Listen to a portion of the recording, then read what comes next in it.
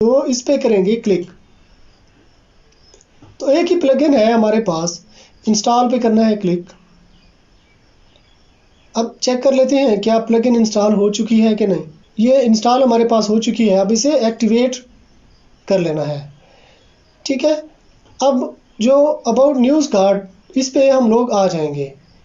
तो अब इस पे हमें क्या कहते हैं रिकमेंडेड एक्शन में, डेमो कंटेंट। अब डेमो कंटेंट हम लोग डाउनलोड कर लेते हैं, इंपोर्ट डेमो कंटेंट, इस पे करेंगे क्लिक। अब सबसे पहले हमें क्या कहते हैं, पहले स्टेप में हमने one click demo installation plugin हम लोगों ने इंस्टॉल करनी है।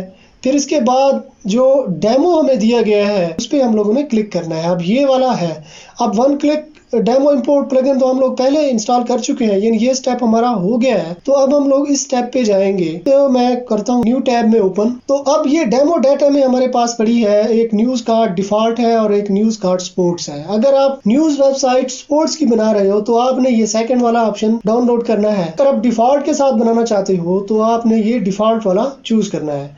तो मैं डिफॉल्ट पे क्लिक कर देता हूँ।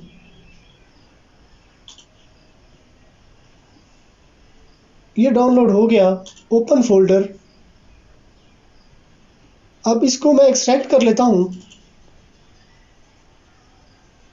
Extract, okay. अब अगेन हम लोग वापस आ जाते हैं अपनी वर्डप्रेस वेबसाइट में। पेरेंट सेक्शन में हमने आना है और इंपोर्ट डाटा पे करना है क्लिक। अब मैं आपको अपनी वेबसाइट की लुक दिखा देता हूँ। इसे मैं ओपन कर लेता हूँ न्यू टैब में।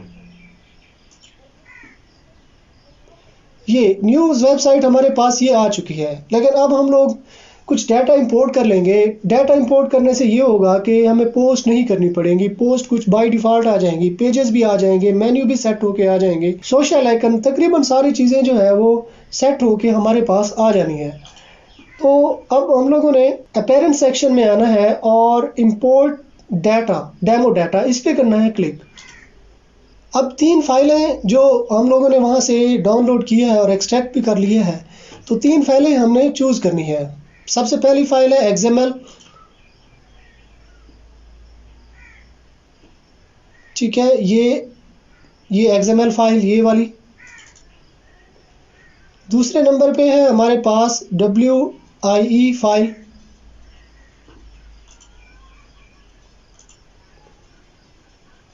तीसरे नंबर पे है DAT file, import demo data, इस पे करना है क्लिक। इंपोर्ट डाटा डन हो चुका है।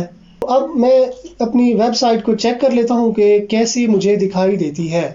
देखें जी, ये यहाँ पे स्लाइडर आ गया, ये टॉप स्टोरीज आ गई, ये आ गया मेन्यू, फिर यहाँ पे ये आ गए टॉप मेन्यू, ये सोशल आइकन आ गए। अब इनको कैसे एडिट करना है, इन पेजेस को कैसे रिप्लेस करना है, तो ये भी मैं आपको बताऊंगा।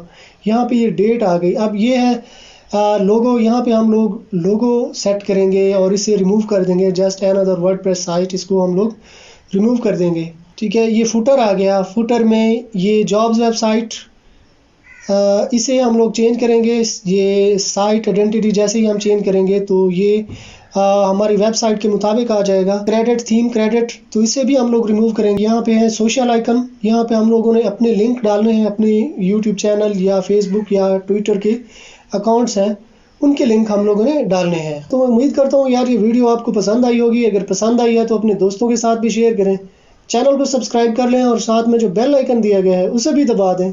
तो इस तरह जब भी मैं कोई नई वीडियो बनाऊंगा तो इसका नोटिफिकेशन आपको मिलता रहेगा। तो अगर आपने मेरा चैनल सब्सक्राइब कर लिया है तो मैं आपसे फिर मिलता हूँ।